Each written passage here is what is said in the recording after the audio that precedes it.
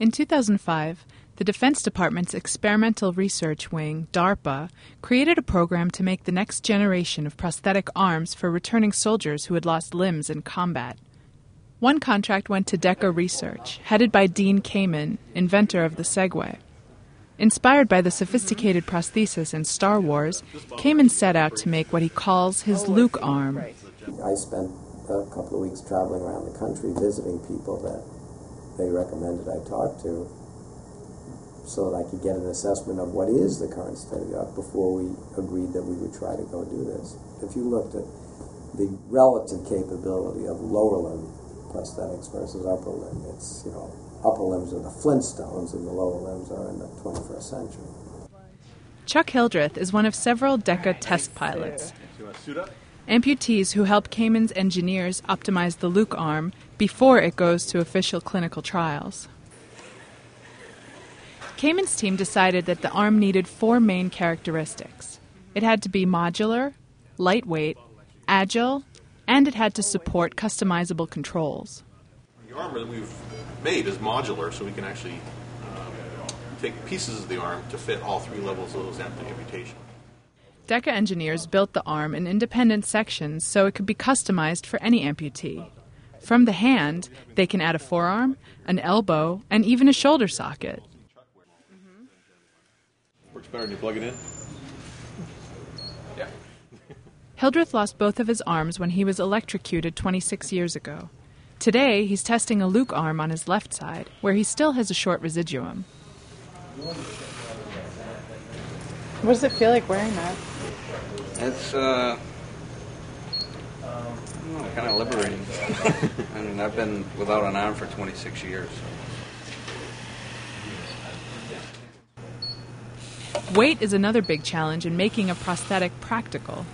You have to make an arm that, is atomically correct. Mm-hmm. And then you have to make it, weigh as little as possible.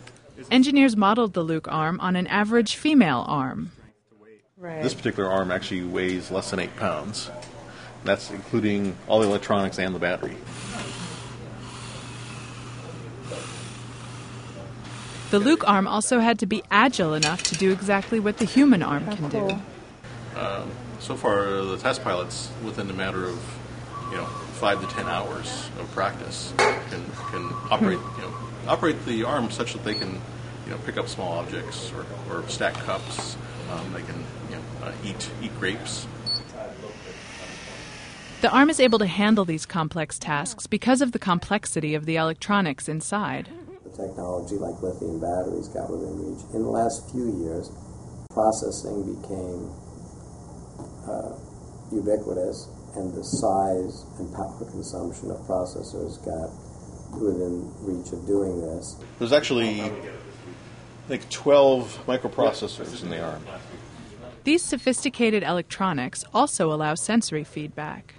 We have a small sensor in the thumb, sends a signal to one of the microprocessors, which then goes to a small vibrating motor. Oh, wow. The harder they grip, the higher the frequency the vibration becomes.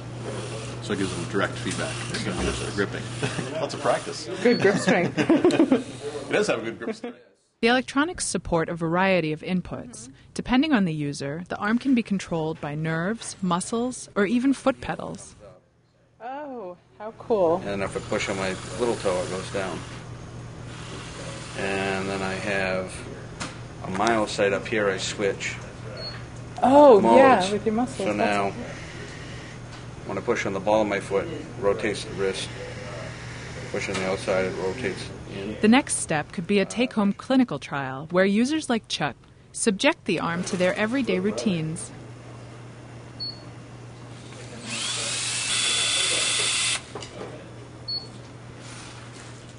Certainly we hope within the next, if we can follow the program in the next years, we can actually have a commercially available arm.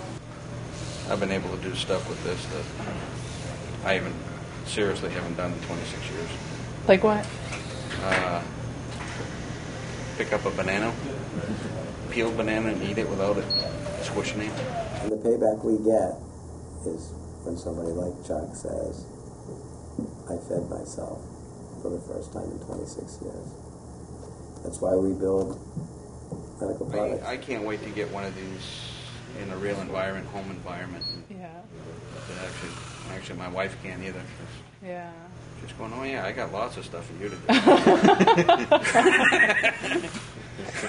do.